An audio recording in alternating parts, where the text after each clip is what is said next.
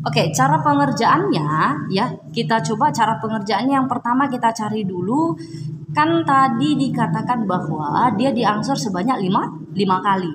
Nah, uang muka ya, uang mukanya tadi, oke kita lihat dulu soalnya di sini. Nah, uang mukanya tadi kan 8 juta, artinya kan itu sudah dibayar. Kemudian sisa pinjamannya kan tinggal 10 juta, diangsur 5 kali. Berarti cara penyelesaiannya yang pertama kita harus hitung yaitu angsurannya dulu. Angsuran pokok itu kan dicari dari sisa pinjaman yang 10 juta ya. 10 juta itu bagikan 5 kali. Nah, karena dia kan diangsur lebih banyak 5 kali. Berarti hasilnya ini adalah 2 juta. Artinya ya 2 juta inilah sebagai angsuran pokok tiap bulannya ya. Jadi atau maka angsuran pokoknya itu 2 juta ya per bulan. Kemudian langkah berikutnya yang kita cari adalah ya yang kedua yaitu cari dulu bunganya ya. Bunganya itu tadi kan adalah 5% ya, bunganya 5% di soal ya. Ini bunganya 5% per bulan. Maka yang kita cari itu adalah nilai bunganya ya.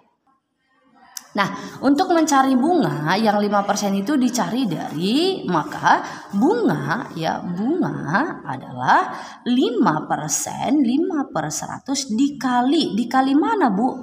Apakah dia dikali 2 juta sebagai angsuran pokok per bulan atau dikali jumlah pokok atau sisa pinjaman? Dia dikali dari sisa pinjaman ya nak, 10 juta. Jadi kalau kita habiskan dia berarti hasilnya ini adalah 500.000. Maka bunganya itu 500.000 lah per bulan. Sudah? Nah, itu yang untuk kalau di buku dia itu kolom kedua ya untuk bunga. Kemudian yang berikutnya yang kita cari adalah ya yang ketiga yaitu kas yang diterima ya atau yang dibayarkan. Nah, kas yang diterima, yang kita terima ya diterima karena kita kan tadi jual ya. Nah, kas yang diterima itu dari mana ya? Itu nanti diambil kas yang diterima itu diambil dari angsuran pokok ditambah nilai bunga. Nah, maka hasilnya adalah angsuran pokok tadi kan 2 juta. Ya kan? Ditambah bunga kita kan 500.000.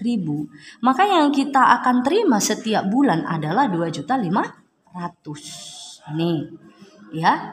Kemudian bagaimana dengan sisa pinjaman, Bu? Nah, sisa pinjaman ya, poin yang keempat, maka sisa pinjaman setiap bulannya ya udah tinggal kurangkan saja.